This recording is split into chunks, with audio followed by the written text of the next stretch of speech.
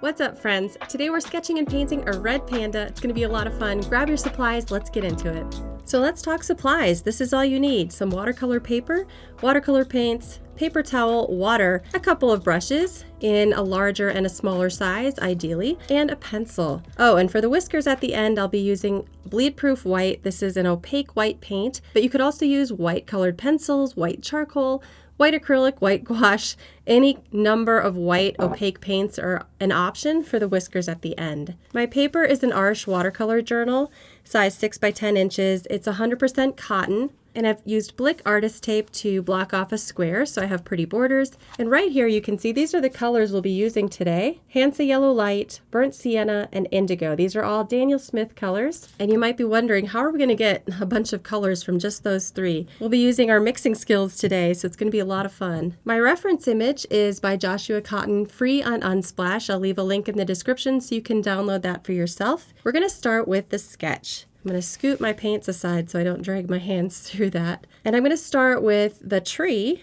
Our little red panda is going to be peeking out from behind this tree. And I would say it's about a quarter of the way across. So if the halfway point is about here, it's a little more than a quarter of the way across. So you can make it bumpy and rough. It doesn't have to be a perfect straight line. Just a couple of dashed lines indicating the tree is really all you need. And then for the red panda's head, about a third of the way down the square is the ear. And I've cropped this from what the original photo was like. So you might want to crop your image if you download this for yourself. Or you can work with the original tall rectangular aspect ratio of that original photo. It's totally up to you.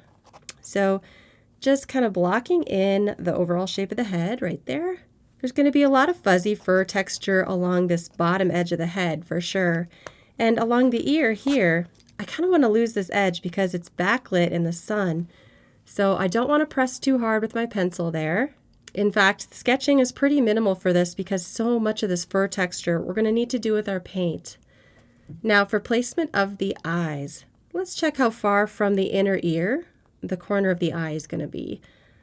And if I'm making comparisons between the length of the ear or the height of the ear compared to where the eye starts, they're about the same as far as width.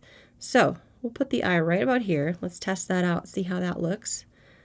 And then the other eye is right next to the tree. So if those look too close together, which I think they do, I might need to just shift one of them down a little bit. Now, if you have a kneaded eraser, this is a helpful tool because it doesn't leave gunk on your paper, so that's kind of nice.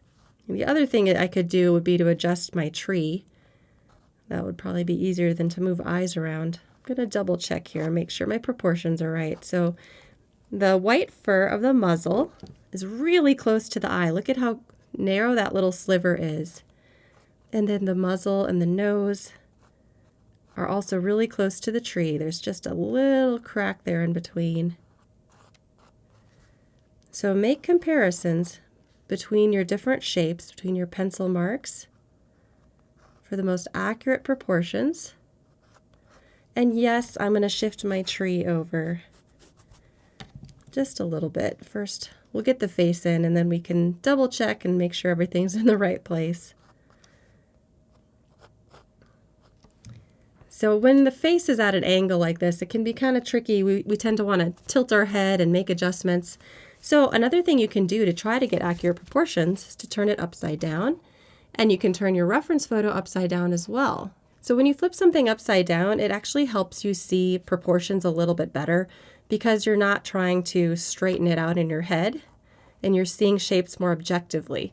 So this is a great strategy. If you're having a hard time getting the proportions accurate, just flip your canvas upside down. And already I feel like I have a better handle on angles, proportions, just by seeing it a little differently. And that's going to help me move this eye into the right spot and erasing any excess marks as I go. And so there's a couple little eyebrow shapes. You can kind of see where the fur is lighter and darker. Those are going to be important things to note in your sketch. Darker reddish brown fur here and then more whitish fur around here. Okay, so now that I've got the face in, I'm going to go ahead and redraw my tree. Something like that. And we'll flip it back around. And that looks pretty good, I think. Now, before we do our paint, I want to make sure I have sketched all the important information, especially in the eyes, because the eyes are the focal point, the center of attention. And so I'm going to make the eyes a little bit more specific, particularly where there's highlights. With animals like this, you'll see rings of dark around the eye, and then the highlights are what really make it come to life. So sketch those in.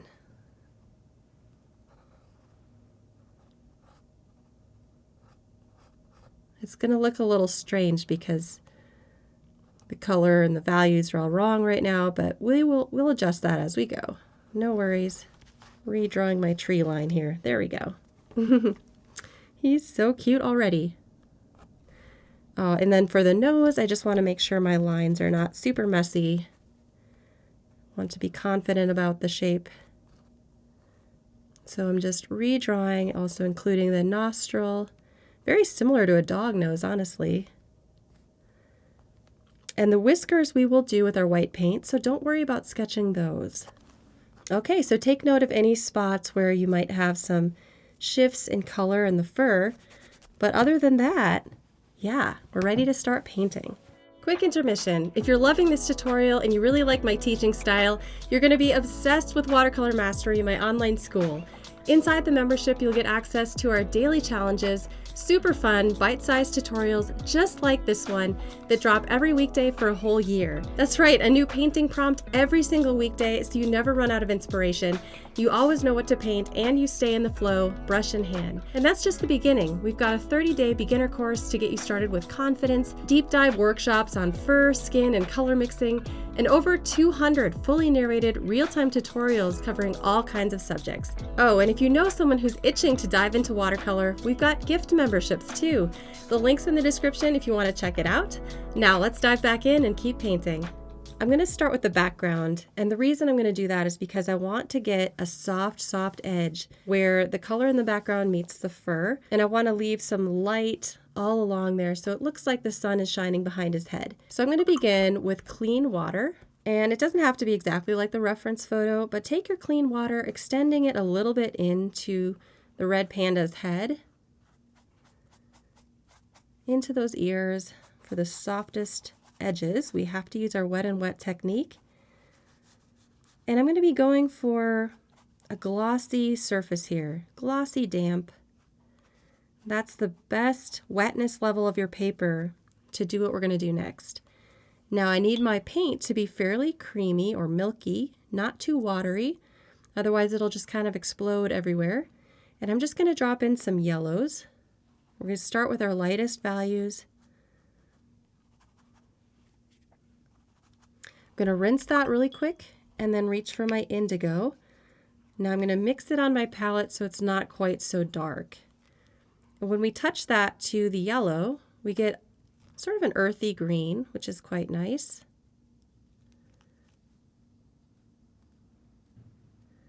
And I'm going to paint almost up to the ear and allow that to soften out naturally next to the ear.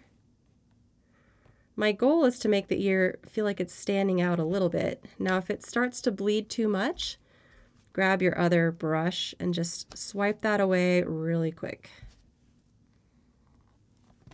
And then keep going. If you want to use more of a pure blue for the background, you certainly could use a phthalo blue or ultramarine or something like that. That would look lovely. And I'm changing the background from what I see in the reference. I'm making it kind of look like the bokeh effect with these spots of light, but I'm shifting the shapes around and darkening the outer edge or the outer corner so it almost has a vignette effect. Don't fiddle with it, okay? Get some color down and then leave it alone. That said, if you do want any more intensity of color, while it's damp is the best time to do it. You just have to make sure that the dampness level of your brush matches what's on the paper and isn't more wet or more dry than that. Otherwise, that's where you run into problems. Okay, so while that's drying, we can do our first layer within the red panda. Once again, I'm going to wet the paper. Now I'm watching out for that wet edge though. I don't want those two edges to touch right now, or what's going to happen is this water is going to flow into there, cause some blooms. Don't want that. So we're just going to begin with the whole face except for the eyes, really. And I'm interested in putting down cool color temperatures right now. Now I did Photoshop this image a little bit because it was fairly yellowish, and I made it slightly more cool in my version.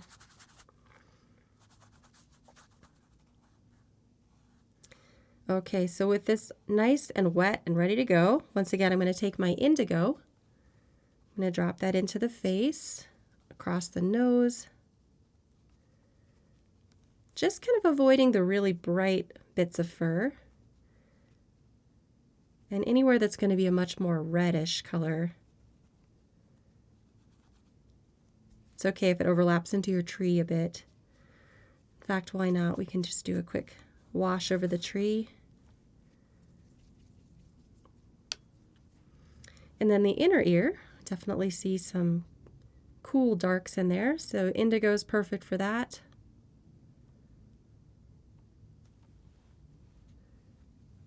We're just interested in starting to get some base washes down, wet and wet. And the reason we're using wet and wet is so that it can soften out naturally. We're working on a very fuzzy little creature here, so the softer the better.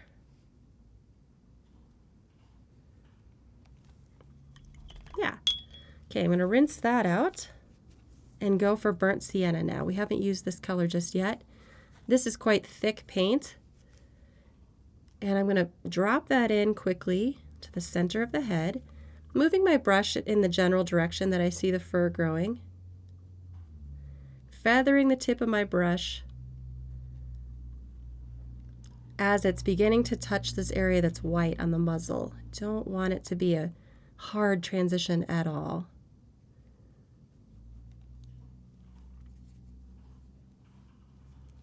So I'm interested in putting in the darkest, most vibrant reddish browns that I see. So that's why I'm using fairly thick, pure paint directly from the palette. Especially down here, it can be even thicker, creamier. It's really, really dark. This stripe of reddish brown fur.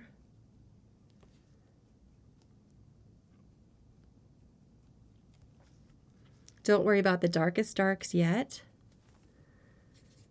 Okay, so my background has already almost completely dried, which is crazy. Now to get this fuzzy edge, I'm going to spread out the bristles of my brush like this. And I'm going to take my brush and I guess I need it to be just a little more wet than that so that it's sliding across the paper. But fanning out the bristles like that, I can use those to add texture to this edge.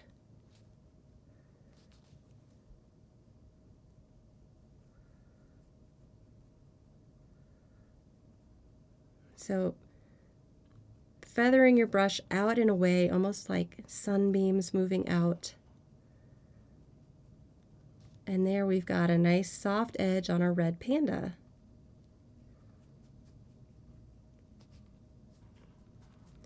I'll go ahead and color in this whole section too. That's going to be a lot darker later. Now I'm going to water down my burnt sienna, bringing in a little of my yellow. And let's just go ahead and color in the whole top of the head. Rinsing and removing, and I'm going to take a little more yellow for the ears. Right here and here. Can take that right across the inner ear as well. Doesn't really matter. Just watch out for the white bits of fur. I'm going to paint across those just very lightly. They're not pure white. He is in shadow after all, so yeah. Now to help the top of the head look more furry, you can take the tip of your brush and just kind of add these bits of fur texture. Just using an up and down little motion, kind of filling that in and adding fuzz. And I actually lost my highlight around the ear, so that's okay. We can use our bleed proof white for that to bring that back. No worries if that happens. Sometimes wet and wet can be unpredictable. It doesn't always go the way you want it to. While this is drying, let's take our indigo again. Now a very, very dark value on your brush. And let's go ahead and paint in the eyes. So I start with the rims of the eyes.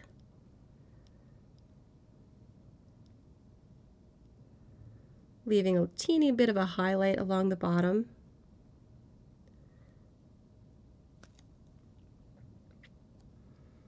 And we can move to the other one. If you'd rather use your little brush for this, go for it. In fact, that might be a good decision. Your paint just needs to be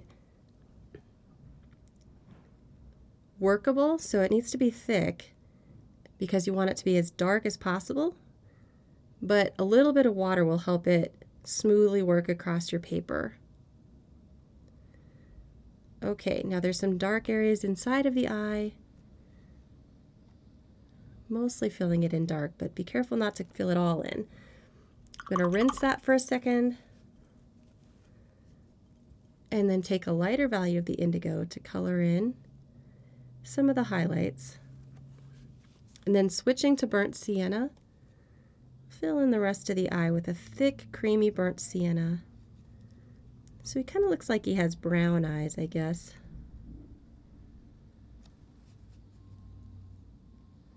When you take a little bit of indigo and mix it with your burnt sienna, you'll get a chocolatey brown. You can also do that with ultramarine. Aw, he's looking cute.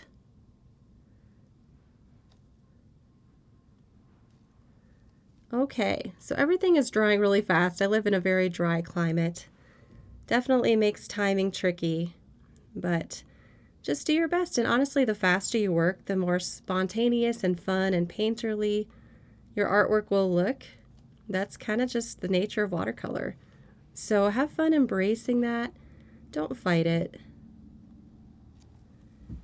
And so I've just filled in the center of the head with this kind of chocolatey brown that's a result of what I just did in the eyes. You know, when you still have paint on your brush, just use it up.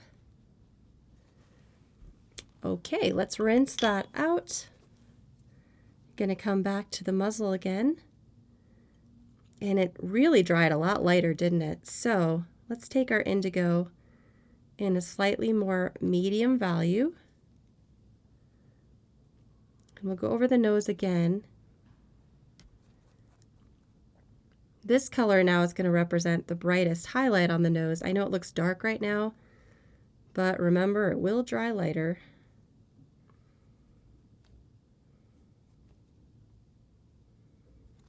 And don't forget to start to indicate whisker pads.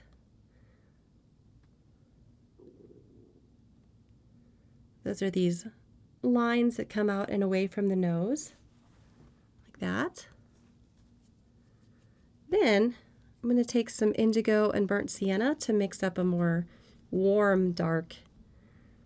And this is all dry now, so I'm going to go ahead and fill in the inner ear. Notice how I'm moving my brush again in the direction I see the fur growing. Using short, quick parallel brush strokes and leaving tiny gaps between those brush strokes. I'm going to rinse and remove a little bit. Slightly lighter value now.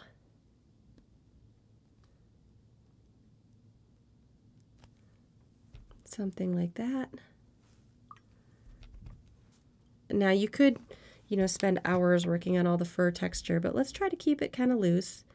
So if it starts to look a little too detailed, just kind of brush it out. Don't let it get overworked. Okay, now we need to make this much darker. So the way to do that will be to use our indigo as dark as possible and mix in a little burnt sienna to help cancel out the blue. And then you get a rich black. Now notice how my brush is angled up, and I'm going to let it create little gaps around the bottom of the mouth here. So what that looks like is a fuzzy edge. Grab more paint as needed, and now towards the bottom, feathering down and out.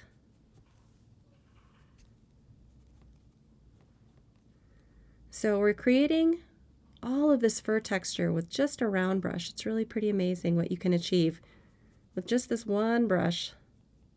As long as it's a good brush and can maintain a nice fine point. These silver black velvet brushes are my favorite for that.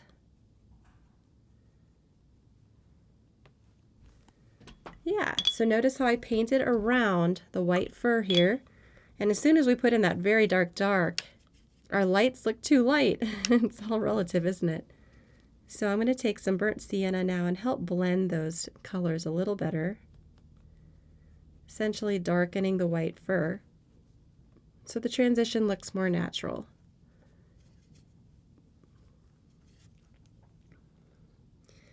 Burnt sienna here. I'm also making the fur texture just a little bit better, more convincing. Okay, let's take some more yellow, spread out our bristles again, and then softly add texture to the top of the head.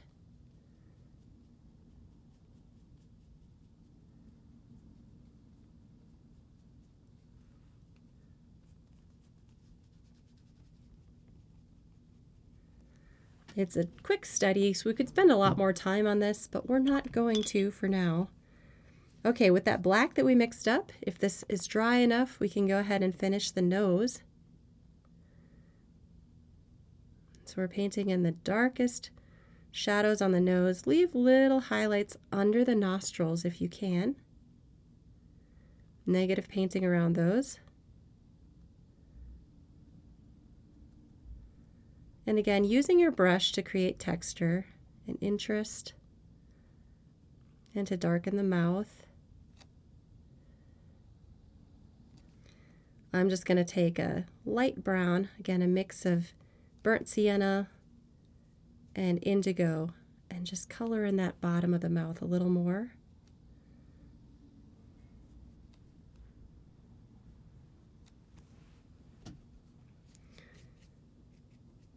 It's a little bit of a process. It's almost like you're sculpting with paint just to get the shapes right. Gotta darken the top of the nose. Trying not to completely lose my highlight there, but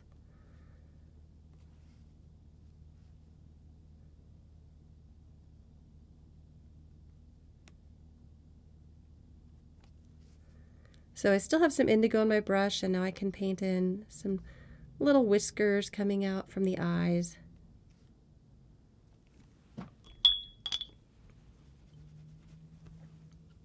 Okay, before I lose track of what I'm doing, let's paint the tree in. We'll just take pure burnt sienna, alternating with your Hansa yellow.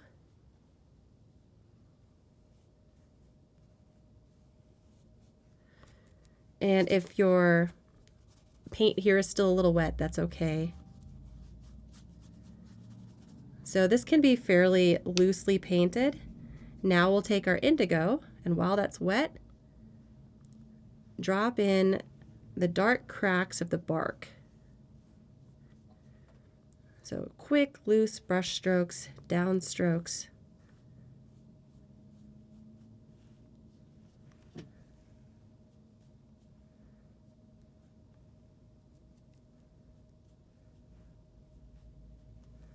And that's it for the tree. That was the easiest part, wasn't it? Okay, so finally, let's switch to our white. Take your tiny brush, load it up with white. I dipped it in water first to help loosen the paint up. And this is still too wet to paint the whiskers, but what we can do now is use our white to add that bright sunlit effect around the ear.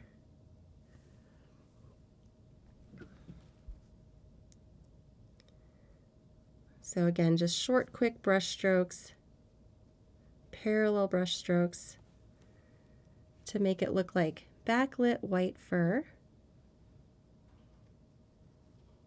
Doesn't have to be perfect. Just do your best. We'll add a little to the top too for that glow.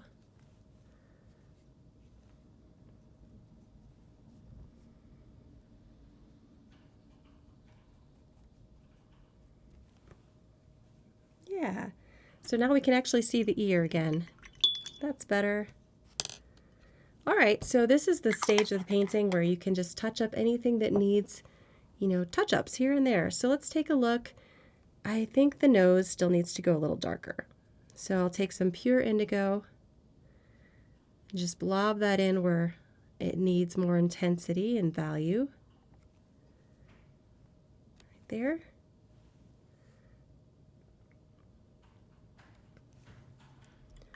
And then around the eyes, let's take a little bit more burnt sienna and just help those feel more inset.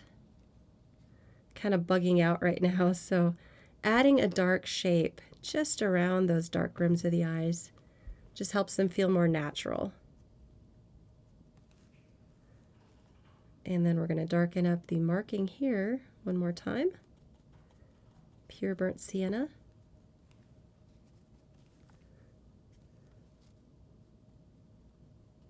So it's just kind of a layering process. Just make sure you don't have too much water in your brush and you're good. That's the trick, right? With watercolor is just controlling how much water is in your brush versus how much is on your paper. And the more you paint, the more consistently you paint, the easier and more intuitive that will become. Which is why I've created this program that offers weekday challenges so you can dip your brush in paint every single weekday for the whole year. And you'll be amazed at the progress you see just by consistently painting.